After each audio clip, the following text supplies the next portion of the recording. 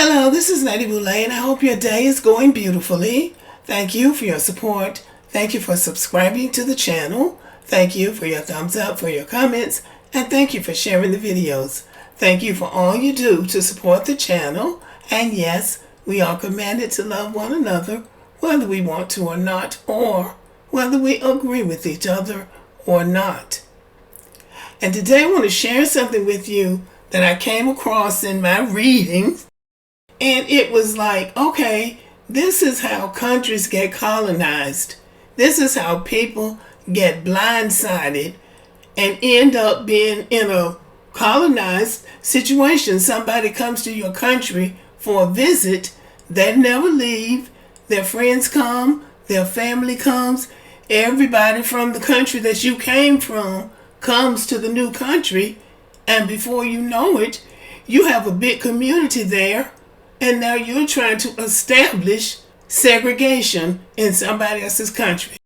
And I'm going to share this. It didn't even happen in the United States, but it's instructive for us to learn for future use. So look at the headline, Whites Only Party Canceled After Massive Internet Backlash. An organizer of a Whites Only Party in Sri Lanka has apologized after the event sparked a backlash online. The event's advertisement specified a white dress code, but also had a line saying face control, white, which was largely interpreted to mean the event was open only to white people. So this is a map of Sri Lanka, and you can see that it is south of India. And this is what the people look like. They look like a combination of Indians, Africans, and Caucasians, but most of them have brown to dark brown skin based on what I've been able to see. So the party said, whites own it. Now mind you, these people are in their own country. These Sri Lankan people are in their own country. The organizer later said the event was a bad idea, adding that it was meant to bring together expatriates. So expatriates are people who are living in somebody else's country. So a group of them got together and now they're going to have a party. The party, which was due to take place last Saturday, was canceled. Backlash against the event was swift, with many on social media calling it disgusting and racist, which it was. I know not all expats are like this, but this sort of thing should be stopped fast and stopped hard, said one local restaurant owner. Okay, so they stood up to these people right away. How dare they come to a brown country and ban the people of that country, another social media user said on Facebook. Yes, absolutely. Writing on Instagram under the handle GeoExtatic, a man who said he was an event organizer said there was no malice or racism in planning the party. We wanted to meet expats, meaning we wanted to meet people from our own country who have been living here for a long time and love Sri Lanka. The team supported me and a joint decision was made to quickly organize a party, he said, adding that he has since had to leave the country after receiving a barrage of abuse and threats. I didn't expect this to be such a sensitive moment for a huge number of people. I admit that it was a bad idea, and I understand that we created it ourselves out of our stupidity. No, you didn't do it out of stupidity. You did it out of racism and thought you were going to get away with it. I deeply apologize to everyone whose feelings were hurt. Well, they may not have been so much hurt as they were angered, because most of them probably didn't want to go to the party anyway. But you was putting that on social media, saying to the people in their own country, I want to have a party in your country and you can't come. Whew, the nerve of people.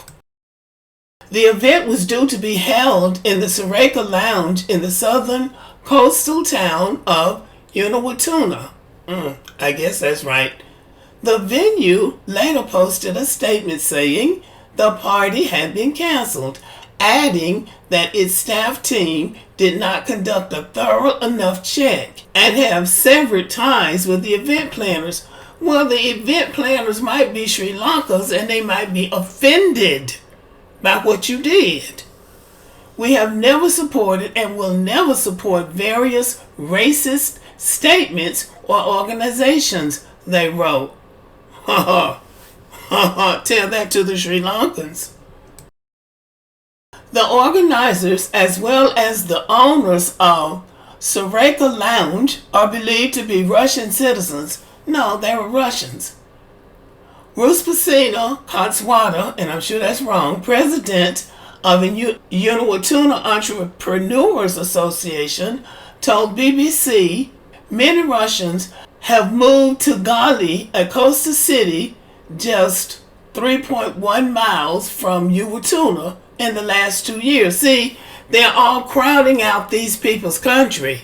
Russians and Ukrainians.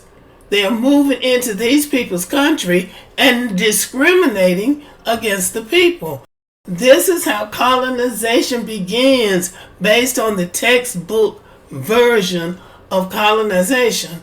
Many of the tourism businesses there are now owned by Russians in the area now known by many as Sri Lanka's Little Moscow. See? Chinatown. The Russian embassy in Colombo later released a statement saying it strongly condemns all forms of racial discrimination and nationalism and urged citizens residing on the island to follow its laws and respect local customs. Later on Sunday, Sri Lanka said it had ended long-term tourist Later on Sunday, Sri Lanka said it had ended long-term tourist visa extensions for Russians and Ukrainians. See? That's what they should do. Get this, more than 288,000 Russians and nearly 20,000 Ukrainians have traveled to Sri Lanka since Moscow's invasion of Ukraine, according to reports. But the country's president, Ranil, and I'm not going to try to say his last name, like Wickerman Single or something like that, later reportedly said the decision was made without prior cabinet approval. So see, they are moving into those, going to take over now. Now, Russia has invaded Ukraine and they're all running, but they're running to somebody else's country, setting up a segregation system. And before you know it, they will have taken over those people's country and they'll be in charge. So this is a cautionary tale. When people start flocking to your country, you really need to put a handle on it. You need to put a stamp on it. This is how colonization begins. You give them 10 years and the Russians will be running that town. You give them 10 years and the Russians and the Ukrainians, which are really just Russians too, they'll be running that country if there isn't some intervention. But I think those people did a pretty good job of intervening, whites only.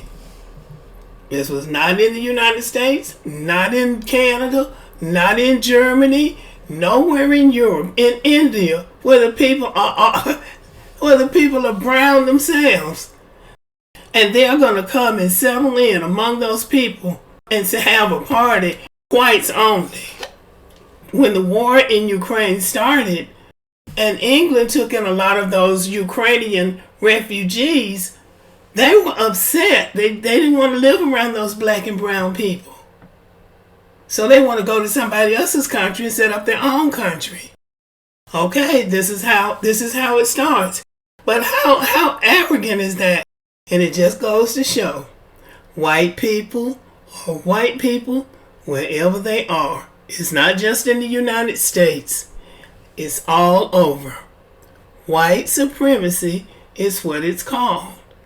Because they want to have their stuff and yours too. Okay, y'all. Let me know what you think about this video. These folks moving into these other people's country and then saying they don't want them to come to the party. And I'm still saying the people probably want to go to the party anyway.